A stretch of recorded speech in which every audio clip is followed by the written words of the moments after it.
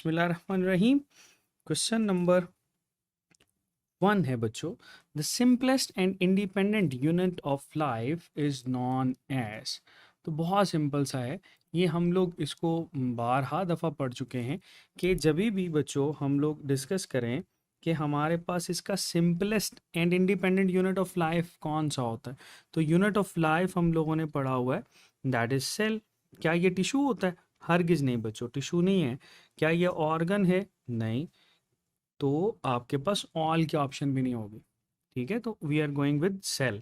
तो सेल की different forms आपके पास मेंशन की जाती हैं। जैसे आप यहाँ पर देखो ना, स्ट्रक्चरल यूनिट ऑफ मसल की बात की जाए तो मायोसाइट है। फिर आपके पास ये पूछा जाता है कि structural unit of nervous system, तो फिर न्यूरॉन की बात कर रहे होते हैं। तो सेल्स जो होते हैं ये आपके पास जगह जगह पे सिंपलेस्ट और इंडिपेंडेंट यूनिट ऑफ लाइफ को शो करते हैं। सेम एज बहुत सारे ऐसे ऑर्गेनिज्म हैं जो कि सिंगल सेल हैं और लाइफ जब वो सस्टेन कर रहे होते हैं, जैसे पैरामीशियम है, क्लोरेला है। ठीक है, तो आंसर हमारे पास आएगा अल्फा।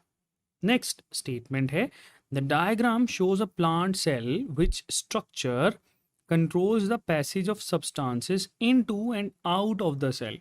ठीक है, मतलब इन और आउट ऑफ द सेल में ये कंट्रोल कर रहा है। चलो देखते हैं पहले ये है क्या। अच्छा जी, ये जो ए है that is showing cell wall, क्योंकि ये आपके पास आउटर मोस्ट स्ट्रक्चर है तो ये सेल वॉल को शो कर रहा है।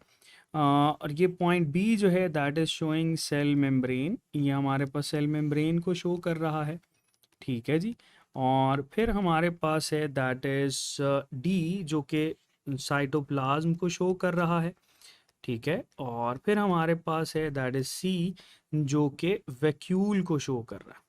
अच्छा, अब स्टेटमेंट की तरफ दोबारा से आते हैं। ये क्या कह रहा है? Passage of substance into and out of the cell, मतलब किसने इसके अंदर जाना है और इससे बाहर आना है। तो ये तो बच्चों मेनली हमारे पास सेल मेम्ब्रेन ही काम करती है, इसीलिए तो हम लोग कहते हैं कि सेल मेम्ब्रेन जो है that is responsible for the transportation.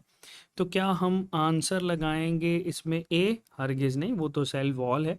B लगाएंगे बच्चों, क्योंकि वही है जो कि मेन आपके पास रेगुलेटर के तौर पर जाना जाता है। ना ही सी आएगा और ना ही बच्चों हमारे पास डी होगा। हाँ, अगर ये पूछा जाए कि सेल के अंदर मतलब वेस्ट मटेरियल जो है वो वैक्यूल के अंदर लेकर जाना है या वैक्यूल से बाहर निकालनी है वेस्ट मटेरियल, या इसके अंदर टर्गर प्रेशर जो है उसकी बात की जाए, देन बच्चों हम लोग मूव कर रहे होंगे विद रेफरेंस टू टोनोप्लास्ट और आंसर फिर हमारे पास सी होगा। बट यहाँ पे into and out of the cell की बात की जा रही है तो आंसर है बीटा that is cell membrane. Next question है बच्चों, the hardest layer of the plant cell wall is. सबसे हार्डेस्ट लेयर कौन सी होती है? अच्छा, पहले तो हम ज़रा इसको ड्रॉ कर लेते हैं। लेट्स से ये हमारे पास भाई एक प्लांट सेल, ठीक है जी, ये इसकी हमने आउटर लेयर बना लिया। अच्छा, फिर इसके नीचे हम बनाएंगे दैट इज लेट्स से ये बच्चों हमारे पास आ गई प्लाज्मा मेम्ब्रेन। ठीक है, अच्छा फिर हम लोग ये कहते हैं कि भाई इसमें ये प्लाज्मा मेम्ब्रेन और सेल वॉल के दरमियान ना एक और लेयर प्रोड्यूस होती है जिसको हम लोग सेकेंडरी सेल वॉल बोलते हैं। ठीक है, और हम लोगों ने ये पढ़ा हुआ है कि जब भी बच्चों सेकेंडरी सेल वॉल आपके पास डेवलप होगी ना, तो secondary cell wall non living होती है और ये बच्चों रिलेटिवली ज़्यादा रिजिड होती है। ये नॉन लिविंग करेक्टर के साथ साथ लिग्निफिकेशन शो करती है, मतलब लिग्निफाइड सेल्स होते हैं, एंगुलर थिकनिंग इसकी वजह से होती है। ठीक है, तो अगर तो हम लोग इसमें ऑप्शंस की तरफ चलें तो प्राइमरी सेल वॉल तो हरगिज़ नहीं होगी, क्योंकि प्राइमरी सेल वॉल में आपके पास सेलुलोज हेमी सेलुलोज है, तो ये तो इसके पास हार्डेस्ट नहीं होती। सेकेंडरी सेल वॉल बिल्कुल होती है, जिसमें हम लोग मेंशन करते हैं कि इसमें सेलुलोज के अलावा सिलिका मौजूद होता है, इनऑर्गेनिक आयंस हो सकते हैं। ठीक है, there can be inorganic ions, और साथ ही साथ बच्चों इसके अंदर सॉल्ट्स जो हैं वो मौजूद हो सकते हैं जो कि इसको सपोर्ट करते हैं। टर्शरी सेल वॉल भी नहीं है और मिडल लैमेला भी नहीं है। मिडल लैमेला आपके पास दो प्राइमरी सेल वॉल के दरमियान पाया जाता है और ये क्वेश्चन बहुत कॉमन है। ठीक है, चलो नेक्स्ट स्टेटमेंट है, surplus food of plant is stored in. अच्छा, ऑप्शंस हैं जी बच्चों हमारे पास, that is sclerenchyma sales.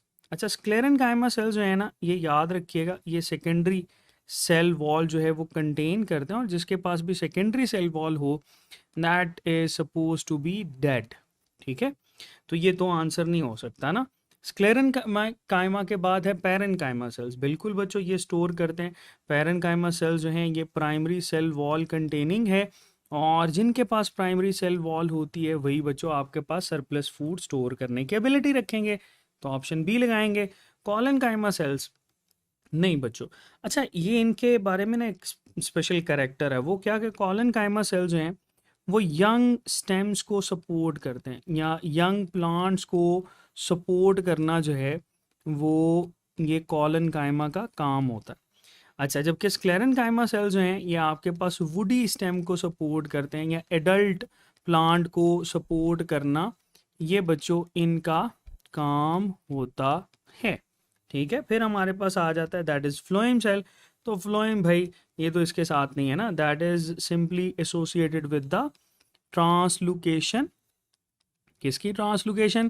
That is responsible for the translocation of organic solute. तो जो ऑर्गेनिक सॉल्यूट होता है उसकी ट्रांसलोकेशन करना बच्चों वो इसका काम है। ठीक है, लिहाजा आंसर हमारे पास है पैरेनकाइमा सेल्स। नेक्स्ट क्वेश्चन की तरफ चलते हैं, और स्टेटमेंट है all of the following functions are related with cell membrane. सारे के सारे जो हैं वो सेल मेम्ब्रेन के साथ एसोसिएटेड हैं। अच्छा, एंड पे आ गया एक्सेप्ट, दैट इज इंपॉर्टेंट क्योंकि ये आपके पास आंसर करने में हेल्प करेगा। चलो देखते हैं। ऑप्शन ए है रेगुलेशन ऑफ मटेरियल्स। क्या बच्चों सेल मेम्ब्रेन का काम रेगुलेशन ऑफ मटेरियल है? बिल्कुल है। कंडक्शन ऑफ नर्व इम्पल्स, क्या ये इसका काम है? बिल्कुल है बच्चों, कंडक्शन ऑफ नर्व इम्पल्स करवाती है। अच्छा, ये इम्पल्स जो है ये किस किस सेल के अंदर होती है? एक तो नर्व सेल की बात करते हैं ना, न्यूरॉन सेल। दूसरा बच्चों मसल सेल, वो भी कंडक्टिंग सेल होता है, उसकी सरफेस पे भी नर्व इम्पल्स ट्रांसमिट करवाना इसका काम। प्रोटेक्शन फ्रॉम ऑस्मोटिक लाइसिस, ये बच्चों नहीं करवाती, क्योंकि ऑस्मोटिक लाइसिस अगर ये करवाती होती ना तो कभी भी प्लाज्मोलाइसिस, डी प्लाज्मोलाइसिस हमें नज़र ना आती। बट ये आपके पास ये तो इसके साथ नहीं है। हाँ, अगर हम लोग यहाँ पर मेंशन करें ना कि ऑस्मोटिक लाइसिस से प्रिवेंशन कौन करवाता है, ऑस्मोटिक लाइसिस प्रिवेंशन जो है बच्चों ये हमारे पास फंक्शन है that is of cell wall. तो अगर सेल वॉल कभी मेंशन किया जाए तो सेल वॉल जो है बच्चों वो हम इसके साथ आंसर लगाएंगे। लेकिन यहाँ पे सेल मेम्ब्रेन का पूछा जा रहा है तो चार्ली तो नहीं है। ट्रांसपोर्ट ऑफ सब्सटेंसेस, बिल्कुल ये रेगुलेशन ऑफ मटेरियल और ट्रांसपोर्टेशन ऑफ सब्सटेंसेस जो है वो इसके साथ ही एसोसिएट करेगा। तो आंसर है ऑप्शन सी। नेक्स्ट स्टेटमेंट है बच्चों, in fluid mosaic engage arrangement of plasma membrane the hydro, यहाँ पे फोबिक लिखा था मैंने, the hydrophobic zones of fatty acids are directed. ये कैसे होते हैं? अच्छा, ये सवाल को ज़रा हम थोड़ा सा अंडरस्टैंड करते हैं। यहाँ पर लेट्स से ये हमारे पास हैं फॉस्फोलिपिड्स की एक लेयर, ये फॉस्फोलिपिड की बच्चों हमारे पास सेकेंड लेयर। ठीक है, अब आपसे ये पूछा जा रहा है कि हाइड्रोफोबिक जोन जो हैं वो कौन से। पहले तो ये देख लो, ये जो हेड वाला पोर्शन होता है ना ये बच्चों हमारे पास है हाइड्रोफिलिक जोन। ठीक है, ये हमारे पास आ गया हाइड्रोफिलिक जोन। सिमिलरली ये भी हमारे पास आ गया हाइड्रोफिलिक जोन। तो ये तो हो गया ना हाइड्रोफिलिक जोन। अब आपके पास पूछा जा रहा है हाइड्रोफोबिक जोन। तो हाइड्रोफोबिक जोन जो है बच्चों ये है, हाइड्रोफोबिक जोन जो हैं दे फेस ईच अदर।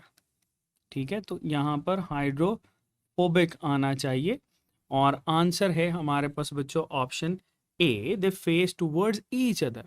ठीक है, ना तो ये साइटोप्लाज्म की तरफ है, ना ही ये पैरेलल टू ईच अदर आएगा, ना ही to inner and outer of environment लगाएंगे। आंसर है बच्चों दैट इज डेल्टा।